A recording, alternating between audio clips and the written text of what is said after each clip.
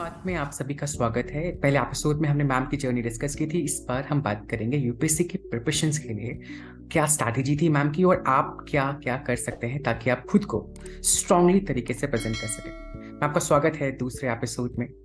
मेरा पहला सवाल आपसे ये होगा कि आपने यूपीएससी की मुख्य परीक्षा के लिए कौन से विषय चुने थे, उस विषय को पढ़ने के लिए आपने क्या स्ट्रैटेजी बनाई थी। अगर मैं पूछ पाऊँ, जो आप यूपीएससी की प्रिपरेशन कर रही थी तो आपके दिन कैसे दिखते थे। आपने पहले बताया है कि आप रात में जाके पढ़ा करती थी, लेकिन अगर मैं स्ट्रैटेजी के वाइज बात करूँ कि आप स्ट्रक्चर कैसे किया था अपने कोर्सेज को, अपने पूरे सिलेबस को कैसे डिवाइड किया था, दिन में कैसे पढ़ते थे और क्या स्ट्रैटेजी अपनाई थी क्वालिफाई करने के लिए एग्जाम्स को।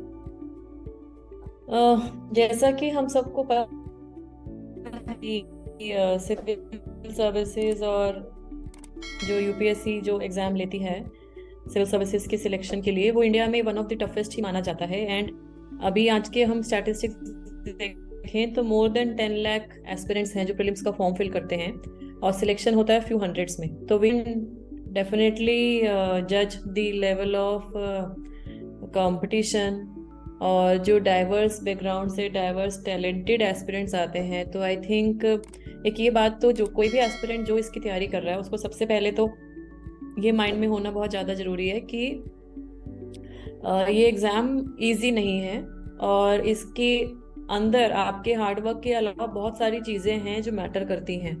तो एक लॉन्ग ड्रॉन प्रोसेस है ये, है ना। तो इसमें आपको अपना संयम, अपना पेशेंस बनाए रखना है और अपना फोकस नहीं खोना है।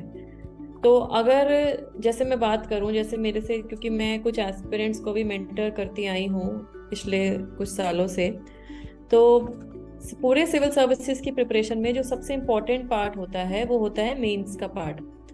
क्योंकि प्रीलिम्स का पार्ट होता है क्वालिफाइंग और इंटरव्यू जो है, इंटरव्यू आप तभी दे पाओगे जब आप मेंस क्लियर करते हो।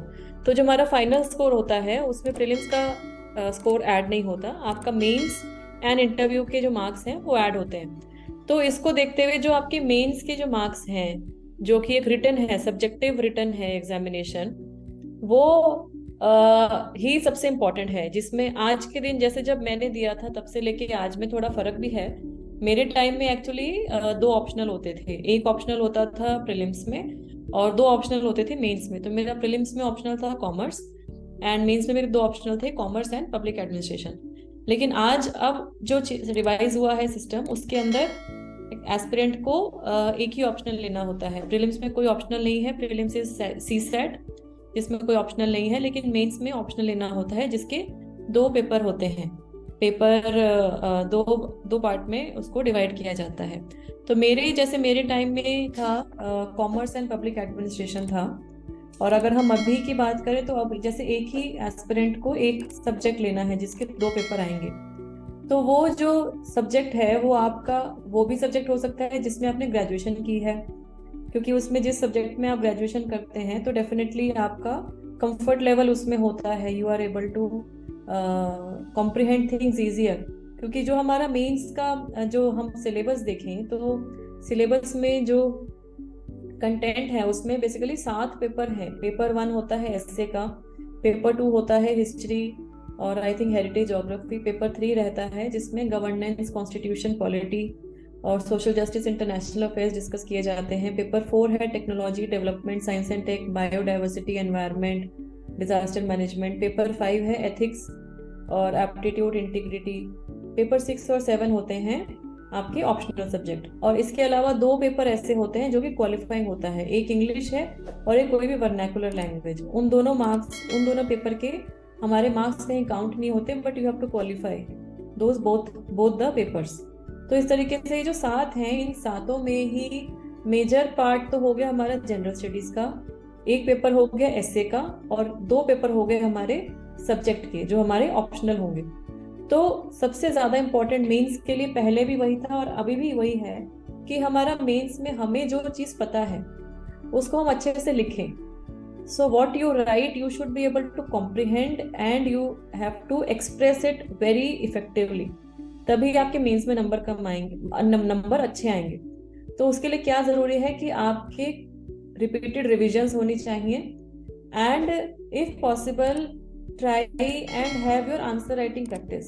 अगर आपकी आंसर राइटिंग प्रैक्टिस नहीं होगी तो आपका स्कोर अच्छा नहीं आएगा। ये फॉर श्योर है, क्योंकि ये बात मैंने अपने एक्सपीरियंस में भी फील किया कि जब मेरा फर्स्ट अटेम्प्ट मैंने दिया, मैंने जैसे पहले अपने सेशन में बताया कि मेरी फर्स्ट अटेम्प्ट मैंने दिया, मैंने मेंस लिखा, बट मेरा इंटरव्यू कॉल नहीं आया। और सेकंड अटेम्प्ट जब मैंने दिया तो मुझे अपनी कमियां पता लग गई थी। तो कमी एक सबसे इम्पोर्टेंट मेरी कमी यही रही थी कि शायद मैं समझ नहीं पाई कि आंसर राइटिंग का महत्व क्या है, प्लस टाइम भी कंस्ट्रेंट था। और मेरे को जनरल स्टडीज पे ज़्यादा काम करना था, क्योंकि मैं कॉमर्स बैकग्राउंड से मेरी पढ़ाई हुई हुई थी, 11th 12th से मैंने कॉमर्स लिया हुआ था।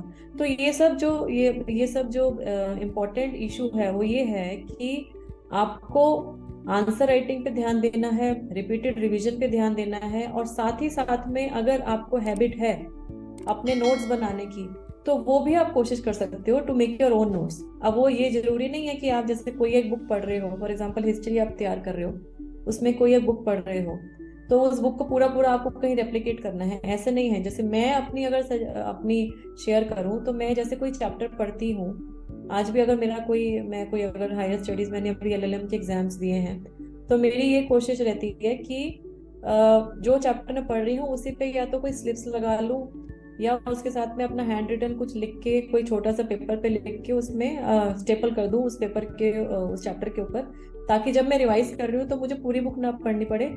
मेरे जो खुद के नोट्स हैं, जो मैंने खुद लिखे हैं, समझ के लिखे हैं, इससे एक फायदा ये भी होता है कि आप खुद वही चीज लिखोगे जो आपको समझ में आई है, और खुद का हाथ का लिखा हुआ डेफिनेटली आपके माइंड में ज्यादा जल्दी रजिस्टर होता है rather than what is written in all those study material. तो मेंस के लिए, क्योंकि सबसे इम्पोर्टेंट यूपीएससी की सिलेक्शन में मेंस का रोल है, सबसे ज़्यादा मार्क्स हैं आज के दिन में, आई थिंक 250 into 7 उसमें है, ताकि 1750 नंबर का मेंस के जो मार्क्स हैं वो ऐड होते हैं, प्लस पर्सनालिटी टेस्ट के मार्क्स हैं वो ऐड होते हैं, ग्रैंड टोटल बनता है इन दोनों से। तो आपको answer writing, repeated revision, own notes, ये बहुत ज़्यादा ज़रूरी है। और ऐसे में भी ध्यान देना है। हमारे टाइम में एक ऐसे लिखना होता था, अब 2 ऐसे आते हैं, और अब के जो ऐसे आते हैं उसके टॉपिक्स भी, मतलब बिकॉज यूपीएससी की ब्यूटी ही यही है, इस एग्जाम की ब्यूटी ही ये है कि हर बार कुछ नया, यू कांट प्रिडिक्ट एक्चुअली, है ना। तो you can't predict but you have to prepare yourself to handle the worst which can occur, है ना। जो आपको जो सबसे टफ लग रहा है, आ सकता है, उसके लिए भी अपने आप को तैयार करना है।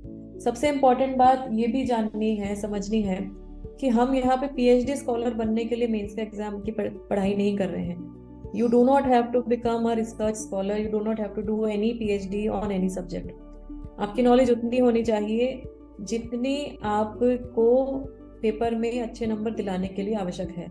I am very clear on this.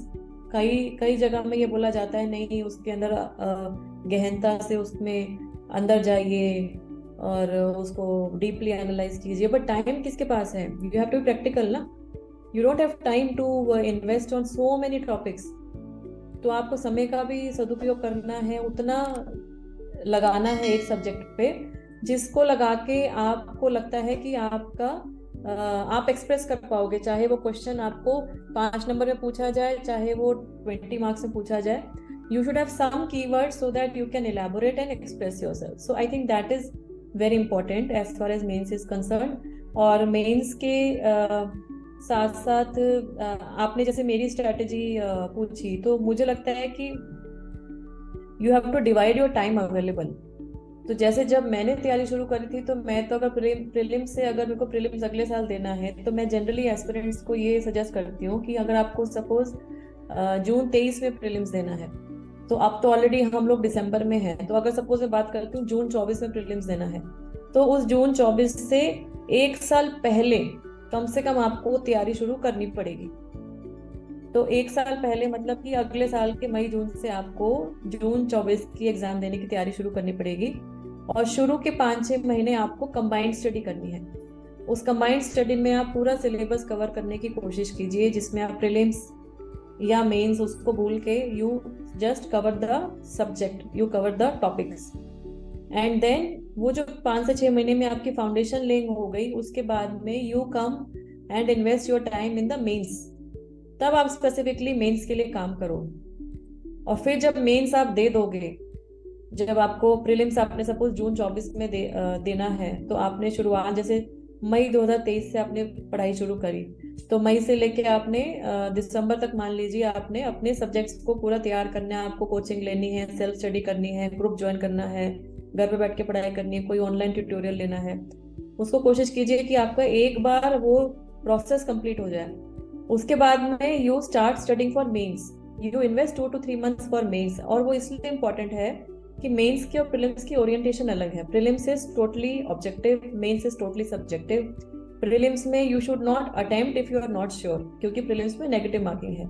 लेकिन मैं हमेशा एस्पिरेंट्स को ये सजेस्ट करती हूँ कि मेंस में आपको जितना आता है आप लिखिए, क्योंकि मेंस में नेगेटिव मार्किंग नहीं है ना।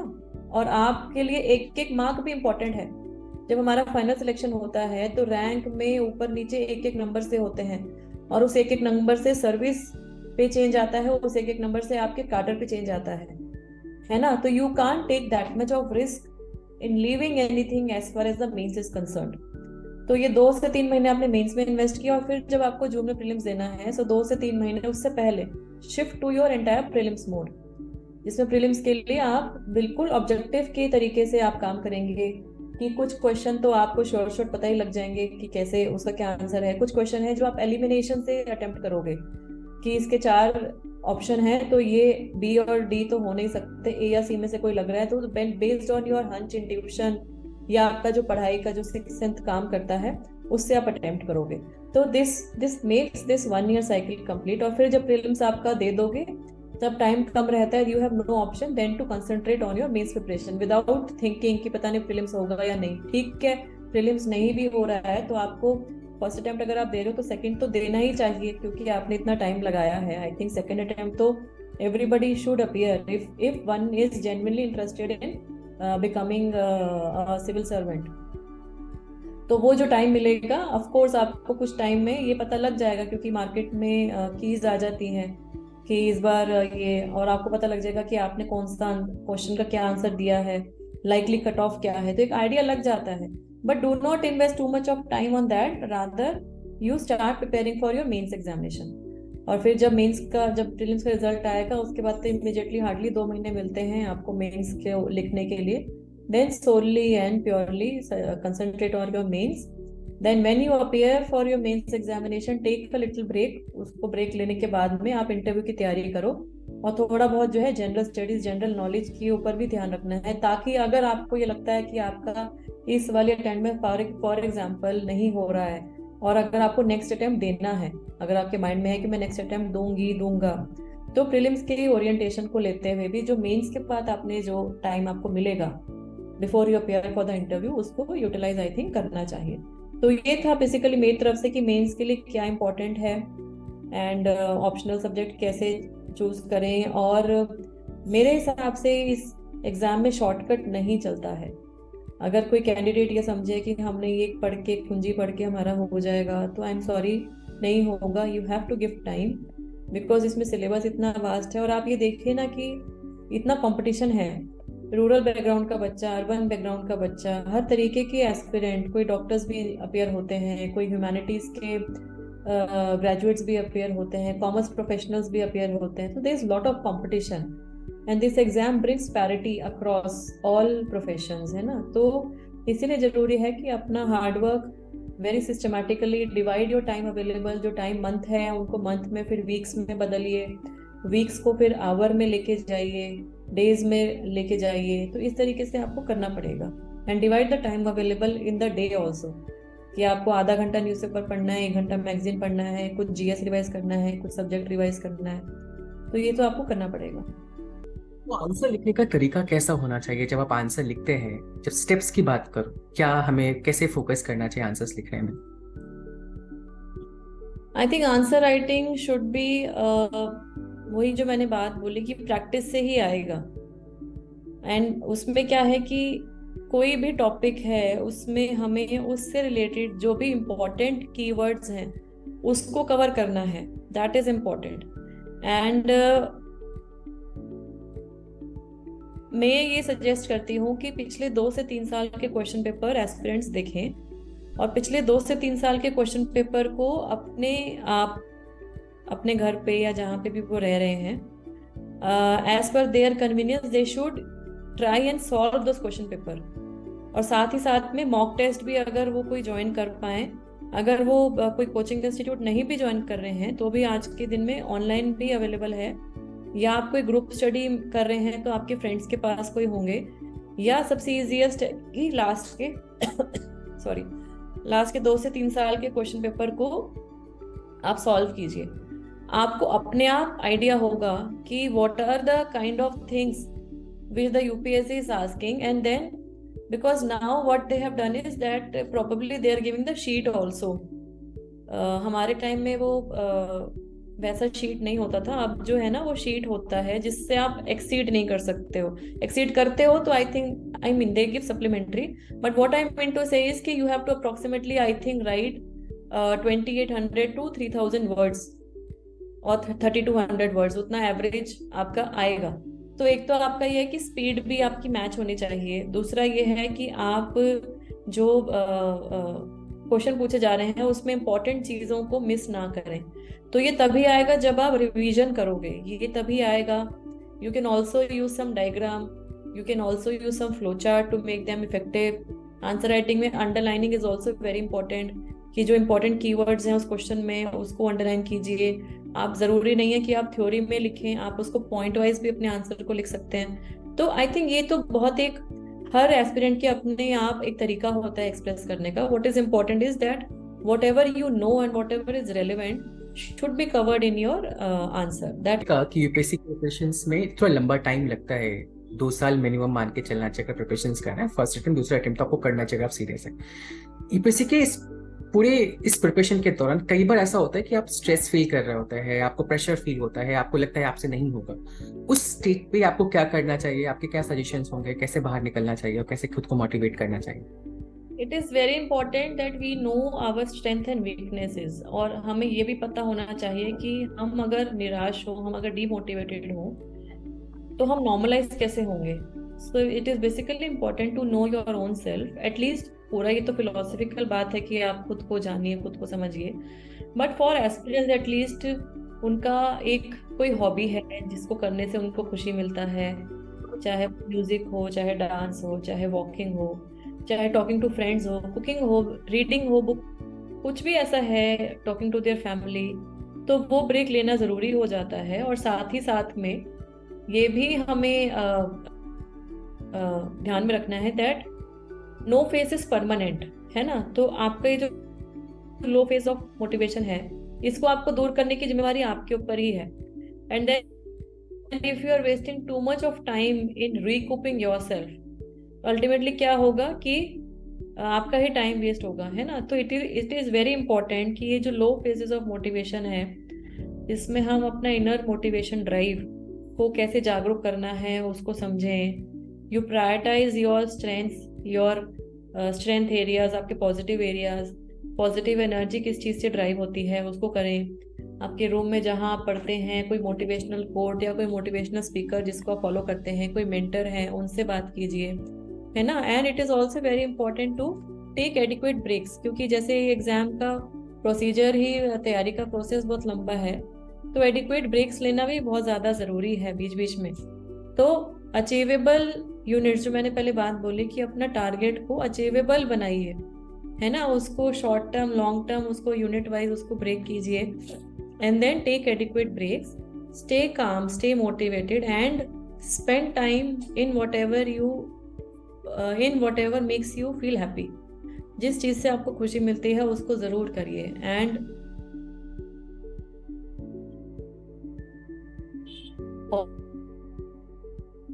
सकारात्मक के लिए बहुत ज्यादा जरूरी है। और ये बिल्कुल समझिए कि ये है आज की तैयारी। मैं यहाँ पे रीइटरेट करना चाहूंगी कि हमारा जो प्रेशर है वो पढ़ाई का, तैयारी करके क्लियर करने का, वो फिर भी कम है जब हम नौकरी में आते हैं, जब हम सिविल सर्विसेज ज्वाइन करते हैं। तो इतना डिफरेंट चैलेंजिंग एनवायरनमेंट में काम करना होता है। एक डायनामिक पैराफर्नेलिया है जिसमें मीडिया है, सिविल सोसाइटी ऑर्गेनाइजेशंस हैं, आपके खुद के कलीग्स हैं, जुडिशरी है, सब चीज़ें इतनी कॉम्प्लेक्स हो गई हैं, सोशल मीडिया है, तो इतना कॉम्प्लेक्स हो गया तो आपकी एक भी to be very cautious, very informed, और एक मोरालिटी के साथ में काम करना बहुत ज़्यादा ज़रूरी है एक सिविल सर्वेंट के लिए।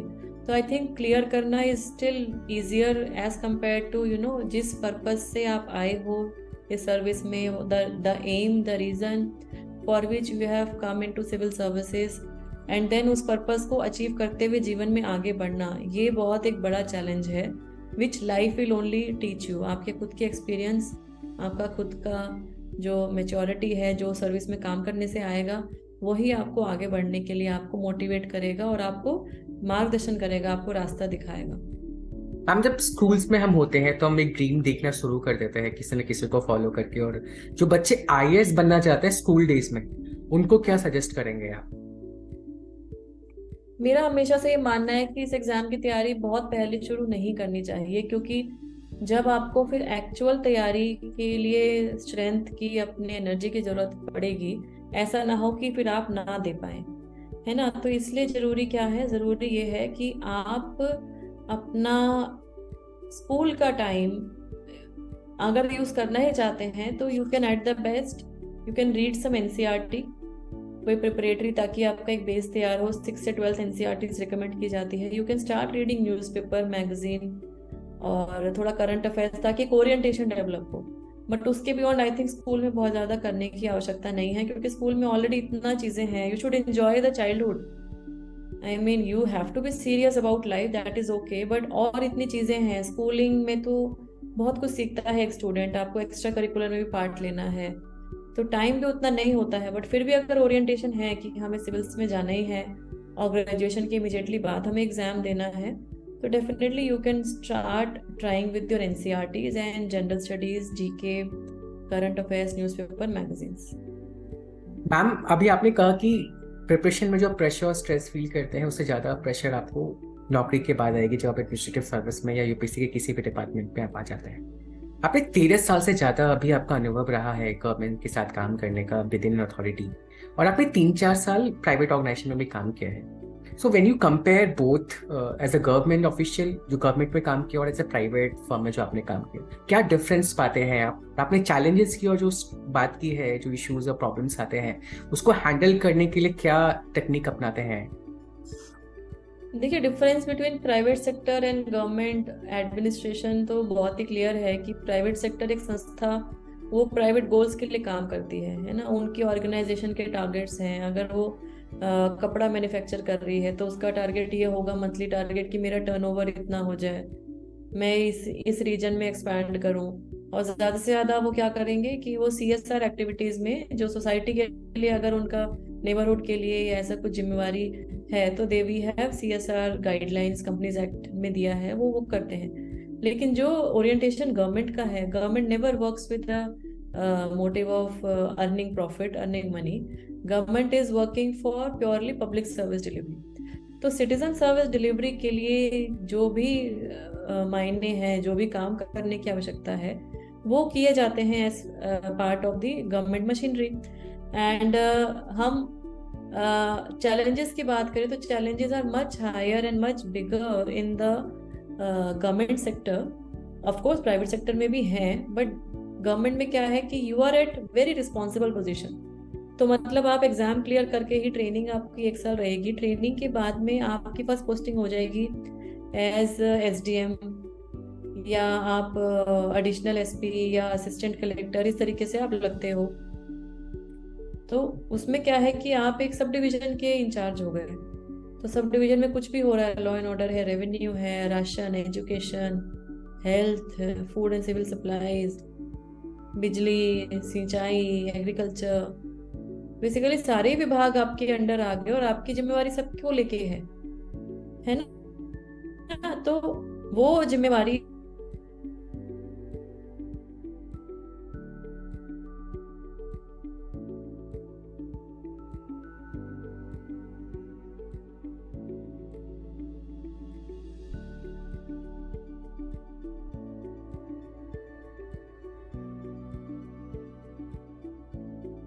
In any other profession.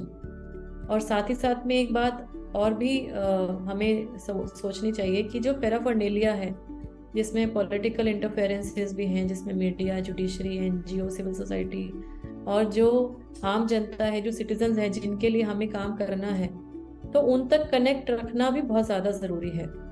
So this way, the way governance is now transforming, and we need to become more reforms oriented. We need to have more government to citizen and citizen to government connect.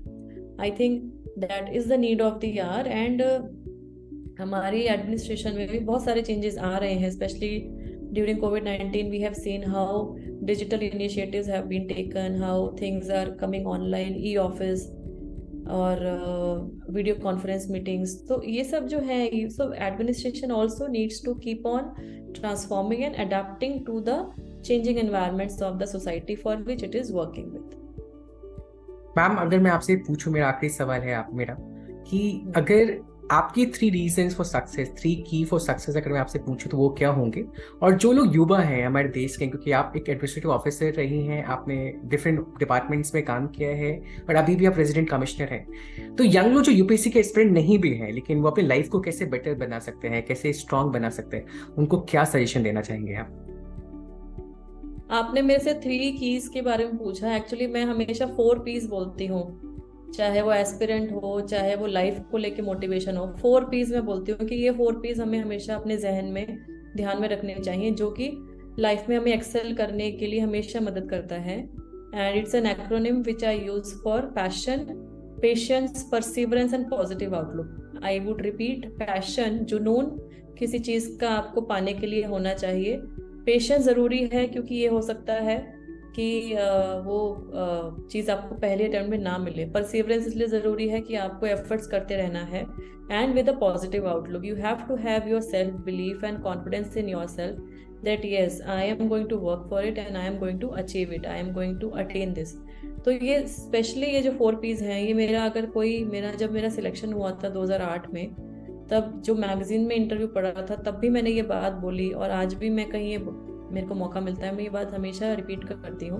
Because this is, I think it is very important to have the clarity in your mind that what is it that you want. आपको क्या चाहिए, आपको क्या बनना है, और आपको क्यों चाहिए, व्हाई, क्यों बनना है, एंड देन हाउ, कैसे अचीव करेंगे. तो what, why and how, these 3 things should be very clear in anybody's mind, not only an IAS aspirant, not only for anybody who wants to become a doctor, any journalist. आपको journalist क्यों बनना है, आपको teacher क्यों बनना है, आपको professor क्यों बनना है, क्या रीजन है, और देन योर एक्शन प्लान है ना, कि आप वहां तक कैसे पहुंचोगे.